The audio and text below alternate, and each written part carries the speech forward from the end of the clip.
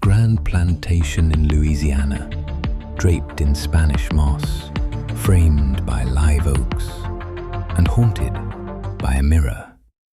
Not a haunted hallway, not a creepy attic, a mirror.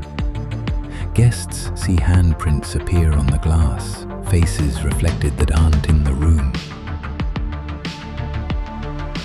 A murder, a ritual, a very old superstition, and one ghost story that refuses to disappear, no matter how many times you Windex it. These are the Silent Files.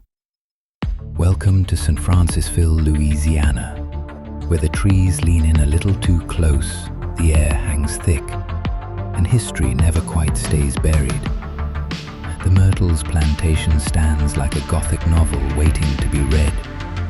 Built in 1796, French Creole architecture, 10 bedrooms, 125-foot veranda, a staircase so grand it looks like it charges rent, and one mirror that's just wrong.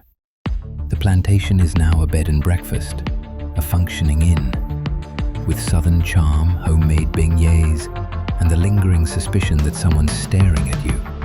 Guests come for the history, they stay for the ghost stories, and sometimes they leave a little faster than expected. The mirror sits near the grand staircase, ornate, antique, tall enough to show your soul. For decades, guests have said something's off. They see handprints on the inside, faces that aren't in the room, reflections that don't match reality. Some see a woman in mourning, others two children peeking out from behind her. It's not subtle, people gasp. Guests have left the house mid-stay after looking in that mirror. One visitor said she saw her own reflection blink twice. She hadn't blinked. Another claimed her reflection smiled at her while she was actively crying. Either it's haunted or the most passive-aggressive mirror in the South. Local legend ties the mirror's haunting to the Woodruff family, Judge Clark Woodruff, his wife Sarah, and their children. The story goes like this. Clark was strict, Sarah was sweet, and someone, maybe a jealous servant named Chloe, poisoned the family with a cake laced with oleander. Sarah and two of the children died. The family followed an old southern superstition: cover the mirrors when someone dies. If you don't, their soul can get trapped inside. Someone forgot this one, or so the story goes.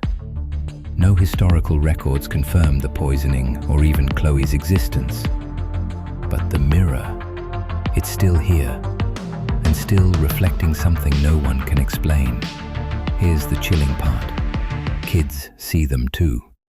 Children who haven't been told the legend point at the mirror and say, "Who's that girl?" One 4-year-old said, "She looks sad." Another refused to walk past a mirror unless someone held her hand. Psychologists might call it suggestion or imagination. Paranormal researchers call it repeat witness consistency.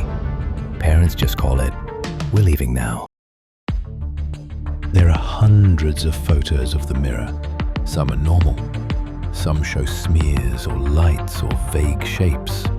But a handful show more. In one, a woman's reflection appears to have two faces. In another, a glowing orb hangs in front of the mirror, but isn't visible in the room. Paranormal investigators have tried EMF meters, thermal cameras, full spectrum photography. One even asked it questions, waiting for handprint responses. The mirror didn't answer, but a nearby lamp did turn off for no reason. Science hasn't proven anything, but it hasn't stopped people from trying. The house has other ghosts too. A woman in green who appears in doorways, a piano that plays itself, footsteps on the stairs when everyone is downstairs. But the mirror is the star. Because it doesn't move, it doesn't knock, it doesn't flicker, it just reflects. And every once in a while, it reflects someone who isn't there. Skeptics say pareidolia, your brain making faces out of patterns, residue from cleaning products, bad lighting, guest panic, plus a little too much southern sweet tea. But that doesn't explain the consistency. Over decades, people report seeing the same shapes, the same handprints, the same woman, and usually in the same spot. If it's coincidence, it's a really well-organized one. If it's just dirt, it's hauntingly specific dirt. Testimonials over the years. I saw a child's face in the bottom corner. When I turned around, no one was there. I took a selfie. In the photo, I'm alone, but the mirror shows someone standing behind me. The mirror had fog on it, like someone had breathed on the glass. I looked in and saw my dad. He's been dead for 5 years. These are not your average Yelp reviews. And yet, people still stay. They want to see it. A haunting, on demand. The best ghost stories do one thing. They make the ordinary feel wrong. A light that flickers, a door that closes, a mirror that waits. And what makes this one scary isn't violence. It's subtle, it's slow. It creeps up behind you like your own reflection.